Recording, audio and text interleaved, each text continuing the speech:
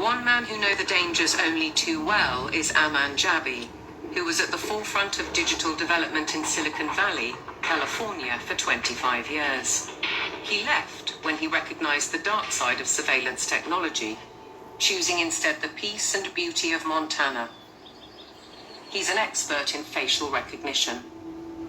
It's a technique that is used to uniquely identify the biometrics of any face. So, in a device like your smartphone, and most modern smartphones in the last 5 or 7 years, they have a 3D camera module in the front of the phone which you cannot see.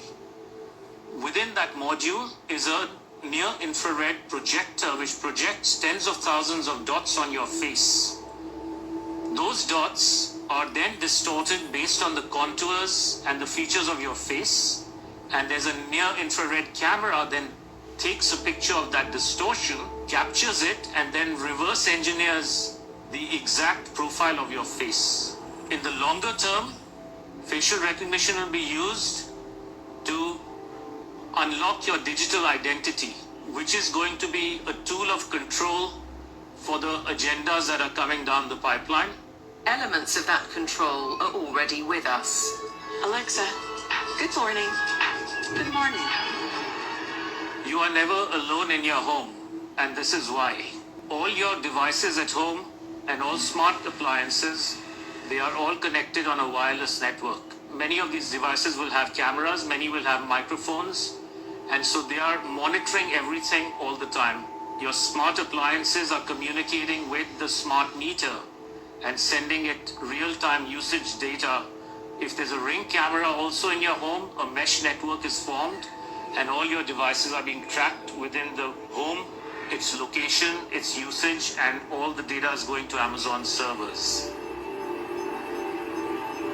When you leave your home, all modern vehicles are connected to the internet, so your automobile is being tracked all the time. When you're going under a string of smart LED poles and smart LED lights on the highway and in the streets of your towns and cities, those form a wireless network and are tracking your vehicle. They are tracking all the devices on you, from smartphones to smartwatches when you're walking on the streets. So data is being collected 24/7 continuously on every human being whenever you are within these wireless networks. And it's obviously not good for health also because of all the electromagnetic radiation.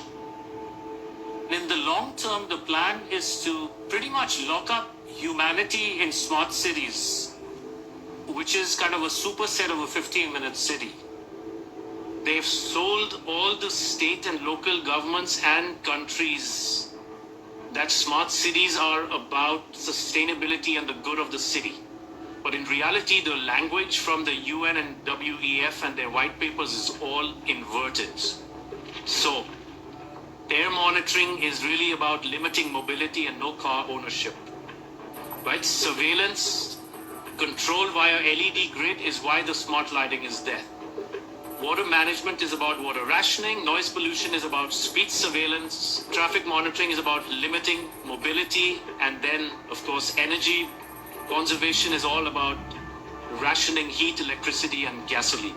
Another concept one should be familiar with is called geofencing, and think of it as an invisible fence around you, where you cannot go beyond a certain point, and that will be related to your face recognition, digital identity, and access control. Your smart contracts, SoftBrick can turn off your digital currency beyond a certain point from your house. Our world has been turned into a digital panopticon.